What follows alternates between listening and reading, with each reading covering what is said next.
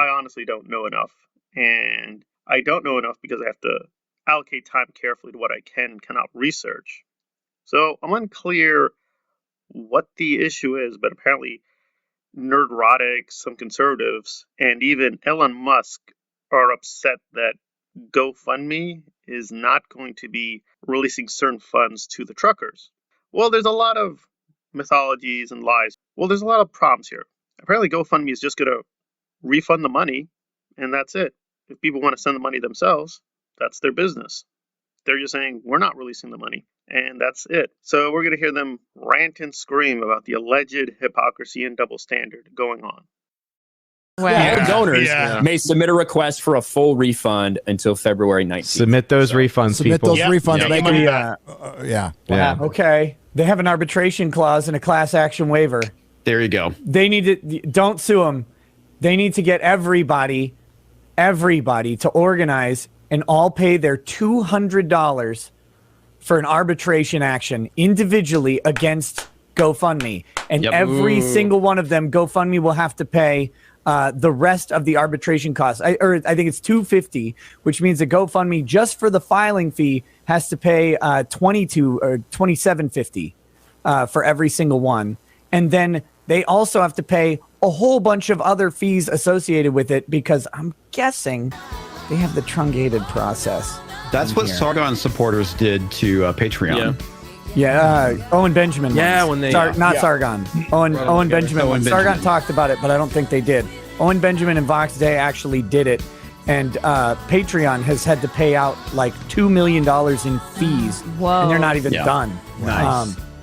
This is good. Fuck them. Yeah, fuck them. Put them out of business. I don't give a shit. This is proving several things, namely that Rakita is completely useless because he's like, this is totally illegal. This is totally illegal. Does he know it's illegal? No. He's like, GoFundMe, it's a bank. It's like a bank. Well, is it a bank? Is it really a bank? Maybe it's not a bank. What they did was totally legal. There was nothing wrong with what they did. That's the end of the story. What I find amusing, however, is that YellowFlash, who's an ally of Nerdrotic, as far as I know, they're perfectly fine with one another, is very pro-cop, as we're going to see. As well, she's kind of washed up. Well past her prime. This is why she's got to do stuff like this. Go to the Democratic conventions and stuff. So, here's some of the responses. Honestly, what is wrong with you? Do you have any idea the nightmare that is NYC right now? New Yorkers are terrified by the surge of crime, all because of people like you thinking abolishing the police would solve anything. Oh, and stay shut since you don't live in NYC anymore. I know I was astounded. It was the logic of a 3-year-old. I suggest she does the duties of a cop for a year, and then let's see how fascist she thinks they are. Cops protect little children, rescue those in distress and vulnerable everywhere. All she does is talk for a living. She's an adult pretender, as Nerdrotic would say. She's an adult pretender. That's what she is. All of them are stupid as shit. Most part, not all of them, but most of them are pretty stupid. Why would I want to take any advice from you? You play pretend for a living. And you likely pay people to manage everything in your life. Susan Sarandon is an effing moron. She is the one that is a fascist, and she probably voted for Biden. Since police officers are sworn to protect and serve, when one has perished, all the others want to support.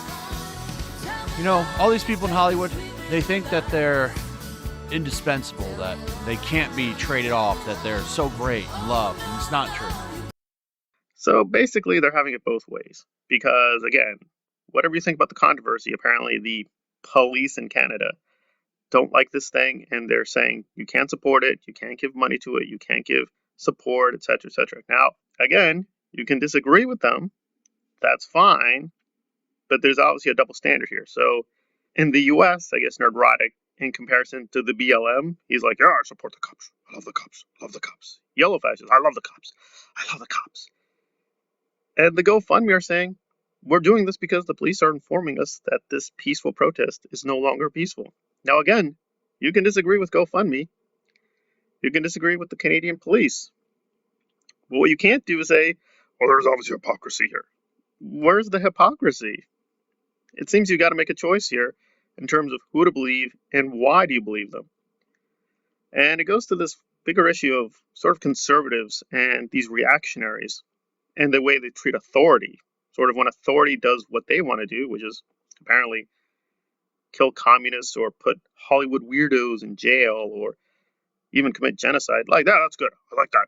I want more of that. That's America. I love it.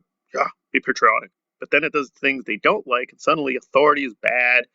They're using foul language. They're cursing. They're getting angry. Like, I hate this. Biden, fascism, blah, blah, blah. I was like, well, wait a minute. You were standing up for authority 2 seconds ago. What's the difference here? It seems you can take a consistent stance and be a complete libertarian or a complete anti-statist, right? To be fair, it's not a lot of consistency sometimes. Like Noam Chomsky is allegedly anti-statist, but sometimes he's for the state in certain cases. But you have a program. Here it's like, no, I like authority, but then when the authority doesn't do what I want, you're turning on it. So I was like, well, wait a minute. You're either for these authorities or you're not. It seems you're better off just being for a consistent set of principles, emphasizing liberty. But again, that liberty includes if private organizations want to do something, you have to be okay with that. So it's like GoFundMe is a private organization. It's not controlled by the Biden administration.